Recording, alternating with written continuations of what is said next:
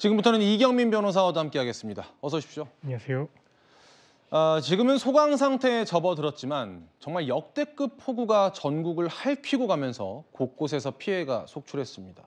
특히 경남 지역 피해가 컸는데 이 변호사님, 이게 거의 200년에 한 번 있을까 말까한 그런 폭우라면서요? 그렇습니다. 기상청에서 이제 표현을 하기를 200년 만에 한 번 있을까 말까한 확률이었다 이렇게 이야기를 하고 있는데 보니까 창원, 부산, 김해, 양산 이렇게 경남 지역에서 기록적인 폭우가 있었고요. 예. 그리고 심지어 이제 9월에 일 강수량으로는 신기록을 또 달성을 했다라고 합니다. 그 정도로 이제 많은 비가 내려가지고 좀 피해가 있었는데 이 비로 인해 가지고 1,500명이 일단은 그 지역에서 이탈을 해서 좀 피해 있었다라고 합니다. 예. 근데 정말 다행히도 일단 인명 피해는 아직까지 확인되지는 않았고 어쨌든 이날 왔던 비의 양은 정말 기록적인 양이었다. 이게 태풍이 소멸하면서 이런 현상이 발생했다고 보시면 될 것 같습니다. 전국적으로 900명이 대피해야 하는 그런 상황이었으니까 얼만큼 무서운 물벼락이었는지 알 수 있는데 특히 부산에서는요. 어마어마한 규모의 싱크홀, 땅꺼짐 현상이 발생을 했습니다. 이게 규모가 너무 커요. 네, 이거 트럭이 빠질 정도의 굉장히 큰 그 싱크홀이 발생했기 때문에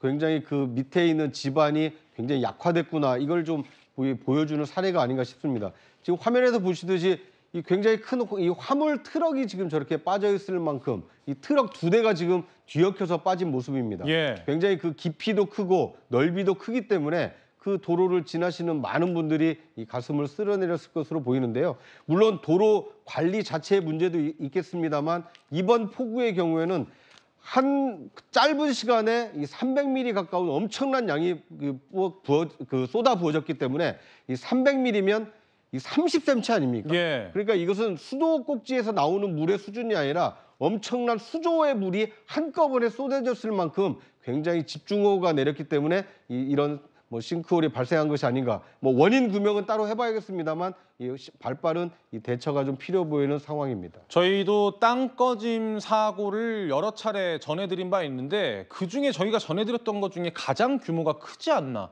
이런 생각이 들 정도로 어마어마한 규모였습니다. 그런가 하면요. 침수된 차량 위에 고립된 한 남성의 사진이 온라인에서 화제가 되기도 했습니다. 지금 화면으로 보고 계시는 사진인데요. 흰색 승용차가 거의 물에 잠겼고 앞유리창에 남성이 이렇게 올라가 있습니다. 저기가 어느 지역이에요, 이 변호사님? 네, 저기 이제 경남 김해 지역인데 지금 저 모습을 김해 실시간 아재 이런 표현을 쓰면서 이제 한 커뮤니티에 올라온 사진이었습니다. 예. 보시면 아시겠지만 흙탕물이 지금 본닛의 거의 반 이상을 지금 채우고 있거든요. 근데 이게 보니까 이 남성의 차량은 아니었고 애초에 남성이 차량과 함께 떠내려 가다가 잘 주차된 지금 저 차량을 보고 이제 그 위에 올라가서 지금 기지를 발휘해가지고 이렇게 구조가 된 상황이거든요. 예. 이 구조가 되고 나서 이 사람의 친구분이 또 이제 후기를 남겼는데 어쨌든 당시에 119 구조대원이 와서 신속하게 이제 구조가 될 수 있었고 그리고 차량의 어쨌든 주인에게 멋대로 올라가서 미안하다라고 사과하면서 대신 그래서 친구가 살 수 있었다. 이 고맙다는 인사를 전하겠다. 이렇게 후기를 남기기도 했습니다. 예. 저희가 자연재해 혹은 어떤 불의의 사고 이런 부분들을 당했을 때 피해 보상 어떻게 받을 수 있는지를 제가 여러 차례 여쭤보기도 했는데 다시 한번 소개 좀 해주시죠.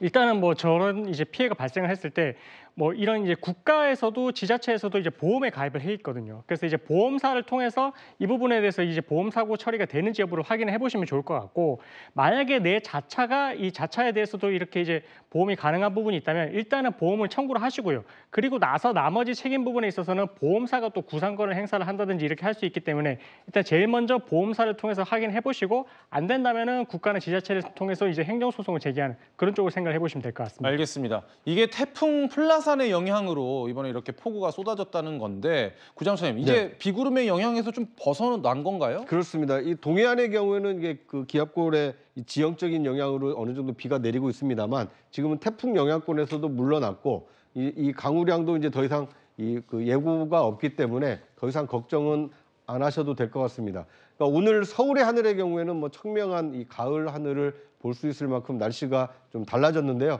하루만 해도 엄청난 비가 내렸다가 또 다음 날 이렇게 맑게 개인 굉장히 기상이변이 좀 너무 잦아졌다. 이 지구 온난화의 영향이 아닌가 상당히 좀 걱정이 되는 상황입니다. 예, 남해안에는 아직은 좀 비가 올 예보도 있고요. 그리고 동해안이나 바닷가 쪽에는 너울성 파도도 좀 위험하다고 하니까요. 아직까지는 긴장을 늦추면 안 되겠습니다.